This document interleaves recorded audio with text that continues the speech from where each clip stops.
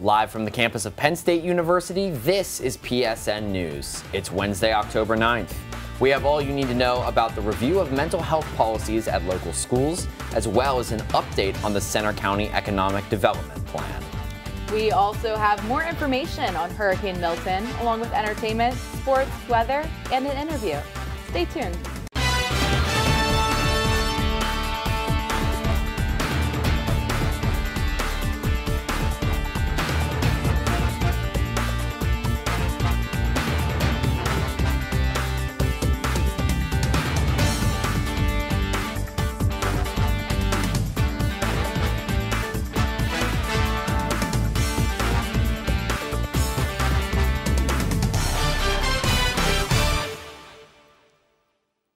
Thanks for joining us tonight. I'm Grace Eckerle. And I'm Nolan Collery. A Center County man is facing charges for the second time this year for sexual assault allegations.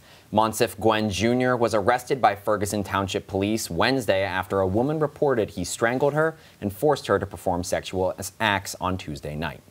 Gwen was initially released after posting the $85,000 bail. That bail was later revoked following an emergency hearing in the Center County District Attorney's Office. This hearing was allowed because Gwen was viewed as a risk to the community since he was arrested in May for similar sexual assault allegations.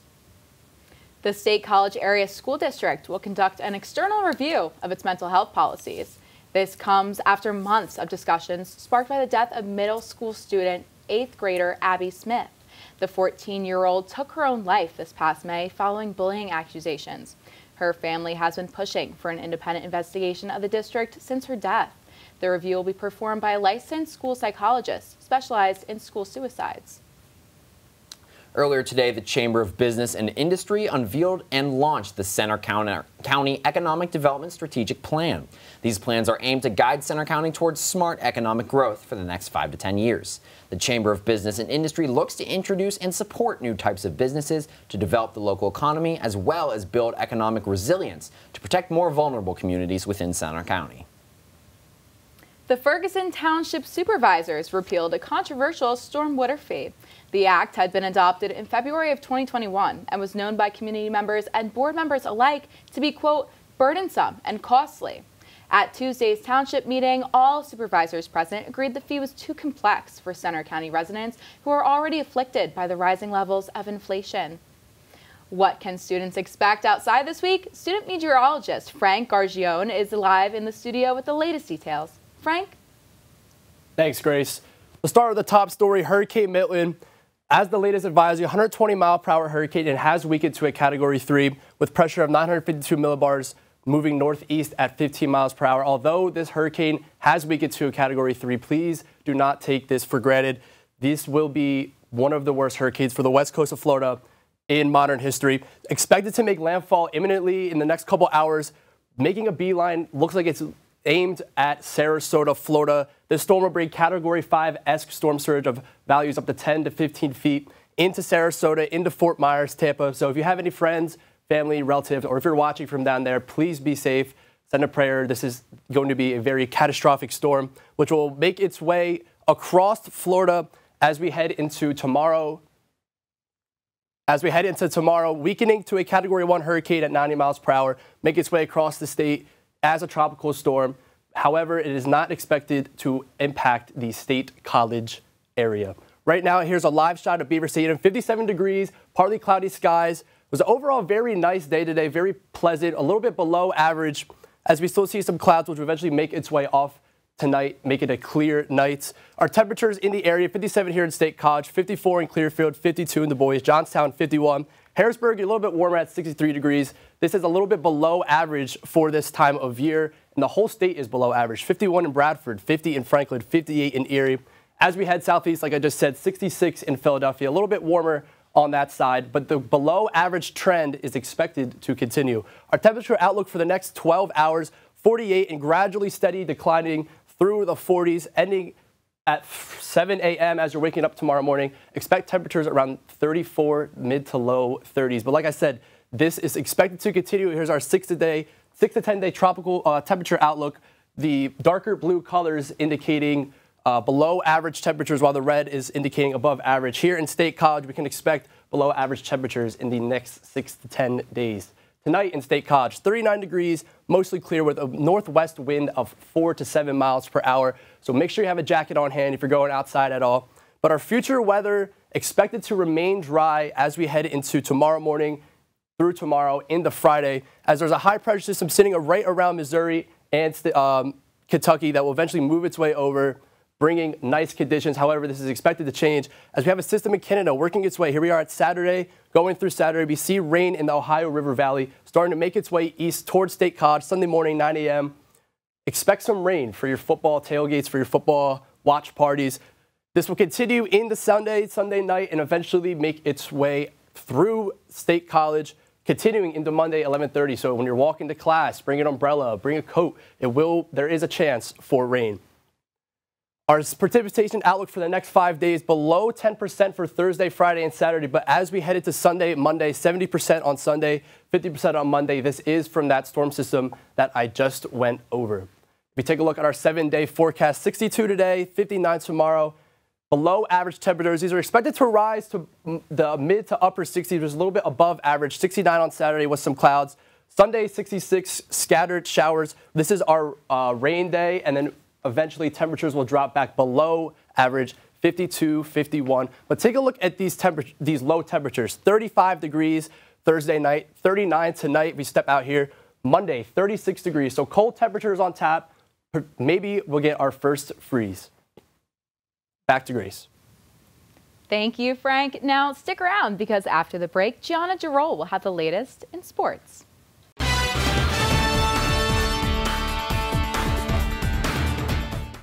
Welcome back to PSN News. I'm Gianna Giroll with your sports update.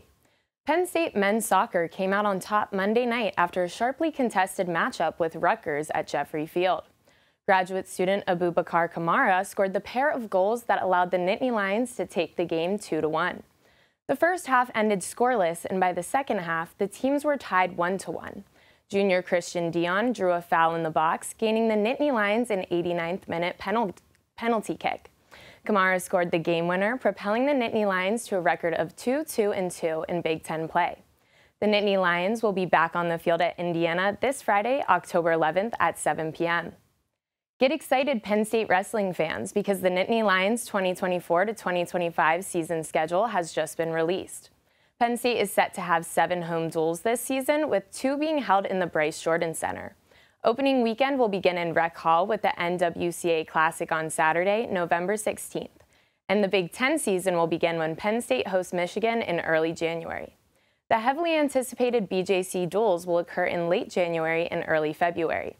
Under the leadership of head coach Cale Sanderson, the Nittany Lions have won 11 NCAA titles and look to make it 4 in a row with the start of this season. Jessica Campbell made history last night as the first ever full-time female assistant coach in the National Hockey League. Campbell's team, the Seattle Kraken, took on the St. Louis Blues yesterday in the opening night of the NHL season. Campbell was named assistant coach in July by incoming coach Dan Balsma. The two had previously coached a Kraken minor league team together, which had also made Campbell the first female coach in the American Hockey League.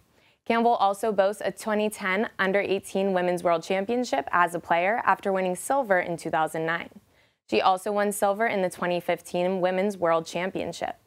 Campbell is focused on the Kraken, who missed the playoffs in 2024, and says she understands the weight of her hiring and what this means to girls around the world looking for careers in sports. That's all for your sports update. After the break, Brooke Bilski has the latest in the world of entertainment. Stay tuned.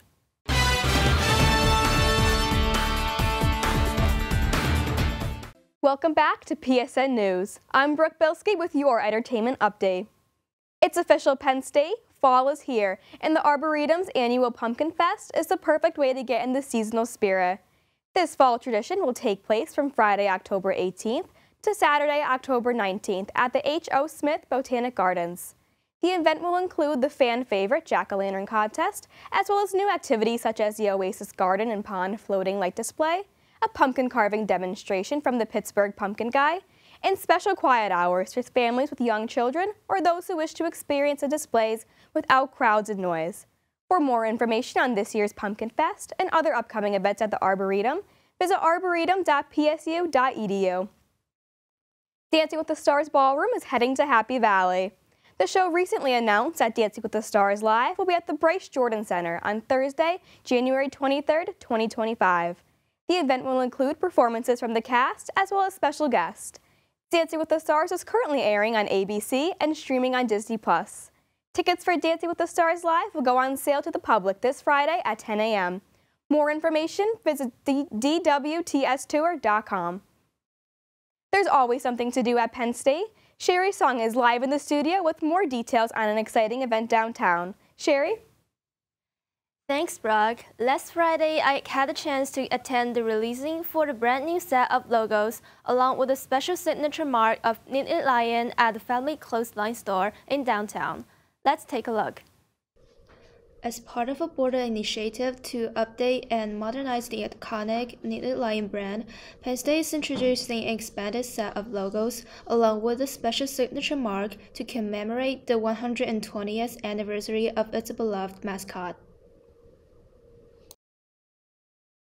I'm Sherry, and I'm currently at the Family Clothesline store in downtown for the new products releasing event, where Knitted Lion is in the store signing autographs and taking photos with fans. Let's take a look and see what's happening there. It's you!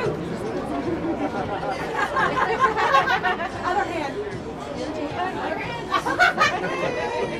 Here we have Ms. Adrienne, the manager of licensing and visual identity of Penn State, to share the story behind the project. We at Penn State were really excited to introduce these new logos for the Knitted Lion this year. These are brand new additional logos to our already large licensing portfolio of logos and marks. These logos really meant a lot to us because they can be done in multiple colorways, imprint options, and it shows the lion in some new dynamic poses. It seems like the perfect time because the lion turned 120 this year, and so that was a really fun way to culminate and bring forth to the university and our fans in a new way. We are really excited for new pathways forward with these marks. We'll be able to use them throughout the university in marketing. We'll be able to do them at athletic events and use them throughout theme games and on merchandise. But you'll be seeing them after this official launch at all retailers that sell Penn State merchandise from here on out, and they'll continue to grow in the marketplace. After the launching, all the new images of the Knitted Lion will be used for later sporting events and other university activities so that they can be shared to broader Penn State audiences. Back to you, Brooke.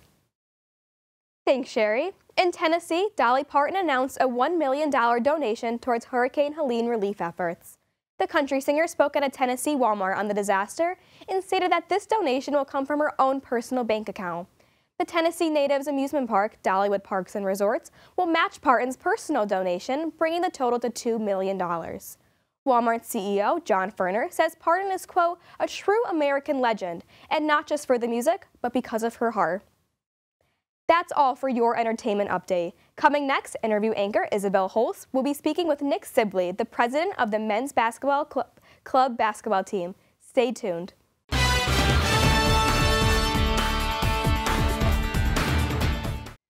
Welcome back to PSN News. I'm Isabel Halls, and with me tonight is Nick Sibley, the president of the men's club basketball team.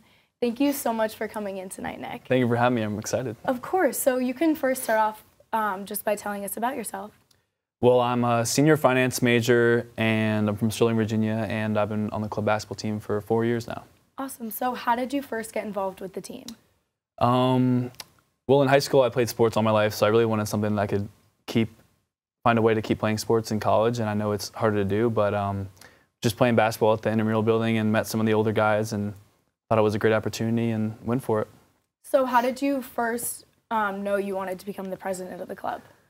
Well, as a freshman, it's difficult for everyone. It was a culture shock for me, so being here, it was crazy, and I was lucky to have 3 great presidents before me, and I just thought that I want to do the same thing for the younger guys and go after the same opportunity. So also, how do you manage being a student, your personal life, and basketball? It's hard. It's definitely been a challenge, but I'd rather be busy than doing nothing, so I think it just makes me more well-rounded, and I enjoy it, so I have no complaints. So what does your schedule look like from like a week-to-week basis?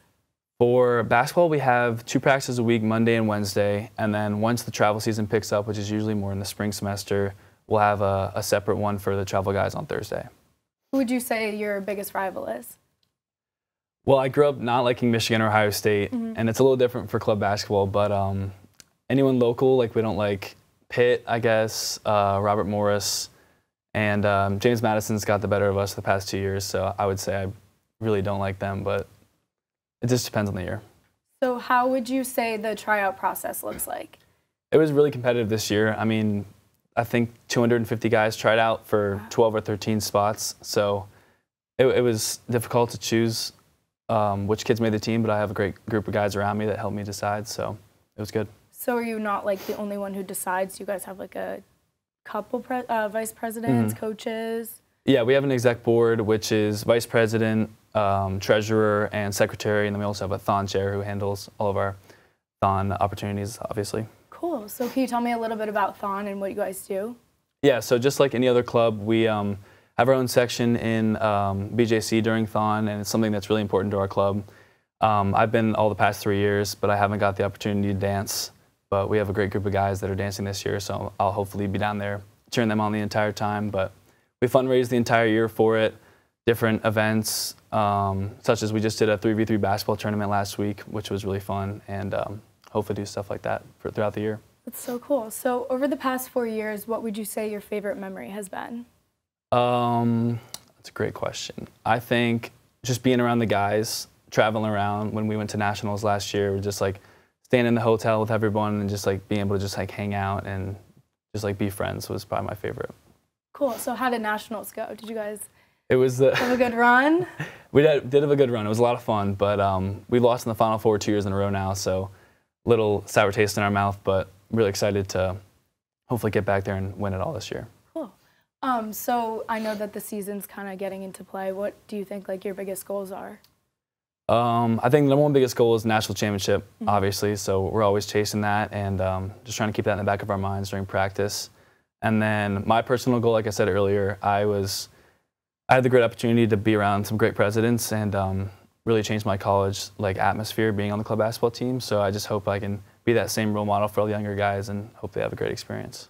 Do any of the past presidents ever come back to practices or games to cheer you guys on? Yes, of course, which is I'm very thankful for. It was a great group of guys. So they always come back for football weekends and they'll come to practices and hang out with us, or they were at nationals last year. So hopefully we can get it back for an alumni game or something fun like that. That's awesome. So do you have any advice for any new students that want to join the club, or how, do you have any advice for them going into tryouts? It's difficult. A lot of the guys have been playing their entire life, so I guess just be yourself, and it's only a couple tryouts, so you're not going to change things too much as long as you just go out and have fun. And we're not looking for guys that just want to shoot the ball 100 times, but people that just want to be there and have fun and really enjoy the game. Awesome. Well, thank you so much for coming in tonight, Nick, and telling us more about club basketball. Now stick around, because coming up next, Nolan and Grace will have the latest news from across the nation.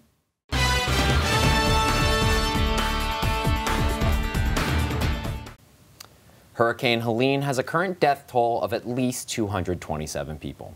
The storm hit the United States on September 26th as a Category 4 hurricane and moved upward from Florida all the way to the Carolinas. Hurricane Helene is considered the deadliest storm to hit the United States since Hurricane Katrina in 2005. The number of missing and unaccounted for persons is still inconclusive, meaning the death toll may continue to rise in the coming days. While much of the United States is still shaken by Hurricane Helene, Florida is bracing for yet another historic widespread devastation. The Category 3 Hurricane Milton will be making landfall tonight in the Tampa Bay area. The National Weather Service reports that there has been at least 4 confirmed tornadoes as a result of Hurricane Milton. And the New York Times adds that there's more than 5.5 million people that had been advised to evacuate Florida's west coast. Former New York Governor David Paterson and his stepson were assaulted as they went for a walk on Friday evening. The 70-year-old and his stepson were able to fight off their attackers, but were treated at a hospital for minor injuries. 2 minors were charged with gang assault, but authorities say that at least 5 people were involved in the attack. Police also state that Paterson was not believed to have been targeted in the assault. The Supreme Court opened its new term on Monday. The justices have returned to their desks where they will discuss major topics such as transgender rights, abortion pills, ghost guns, election disputes, and the death penalty.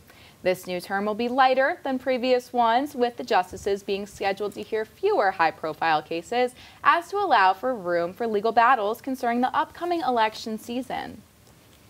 That concludes our show at PSN News. Be sure to check us out on Twitter and Facebook at PSN News, on Instagram at Penn State Network News, and subscribe to our YouTube channel at youtube.com/PSN News. Have a good night and stay safe, Penn State.